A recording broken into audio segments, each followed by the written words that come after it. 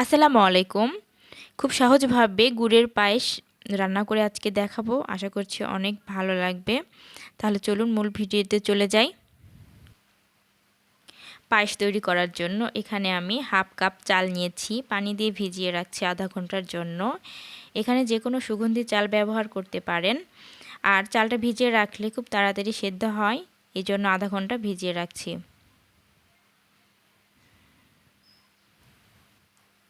আমি চুলাতে আগে থেকে দুধটা জাল করতে দিয়েছি। দুধটা একটু ঘন হয়ে এসেছে। প্রায় 2 লিটারের দুধ আমি এখানে নিয়েছি।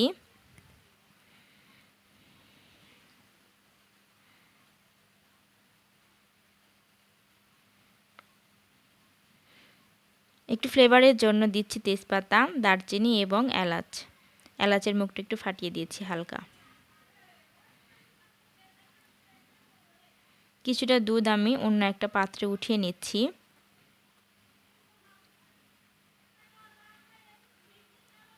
যাতে গুঁড়োর দুধটা এখানে গুলিয়ে পরে যোগ করতে পারি। এবার আগে থেকে ধুয়ে রাখা চাল দিয়ে দিচ্ছি। চালটা দেখুন ভিজে ডাবল হয়ে গেছে। চালটা এবার সেদ্ধ হওয়া পর্যন্ত আমি এভাবে নেড়েচেড়ে রান্না করে নেব। এবার অন্য একটি পাত্রে আমি নিজের পছন্দ অনুযায়ী মিষ্টি নিয়ে নিয়েছি, মানে খেজুরের গুড়। আপনারা নিজের পছন্দ অনুযায়ী নেবেন, যেরকম মিষ্টি খেতে পছন্দ করেন। কিছুটা পানি দিয়ে আমি খেজুরের গুড়টা একটু জাল করে নিচ্ছি। খুব বেশি জাল করে নিব না, বলক আসা পর্যন্ত শুধু অপেক্ষা করব।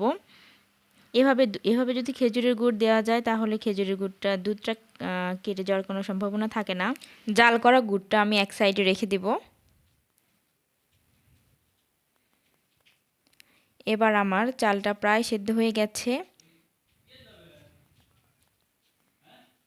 তেজপাতাটা উঠিয়ে নিচ্ছি।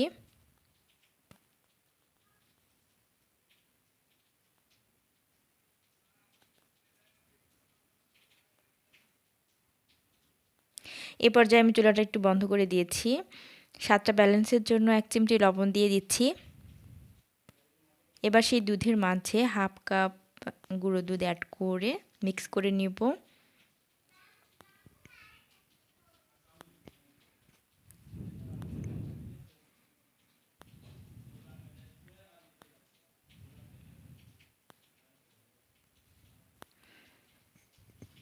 গুঁড়ো দুধটা এখানে দিয়ে দিলাম।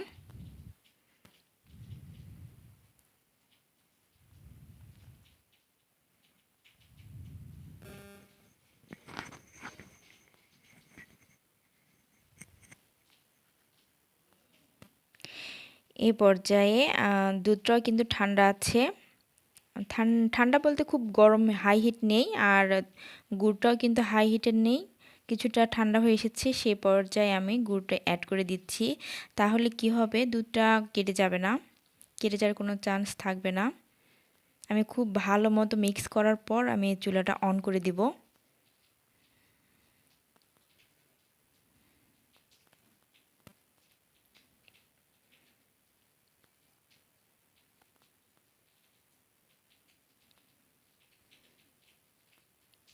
চুলাটা এখন অন করা রয়েছে,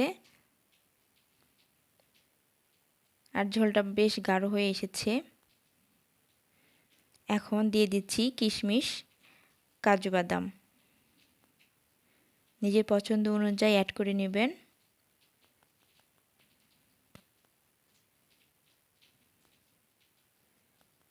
এটার ঝোলটা একটু বেশি রাখতে হবে, কারণ ঠান্ডা হওয়ার পর আর একটু গাঢ় হয়ে আসবে। আমার এই পর্যায়ে হয়ে গেছে রান্নাটা। ফ্রিজে রেখে যদি পরিবেশন করা যায় তাহলে খুব ভালো হয়। আশা করছি আমার আজকের এই ক্ষীরের রেসিপি অনেক ভালো লেগেছে। ভালো লাগলে প্লিজ আমার চ্যানেলটি সাবস্ক্রাইব করে আমার চ্যানেলটি পাশেই থাকবেন। শেষ পর্যন্ত দেখার জন্য সকলকে অসংখ্য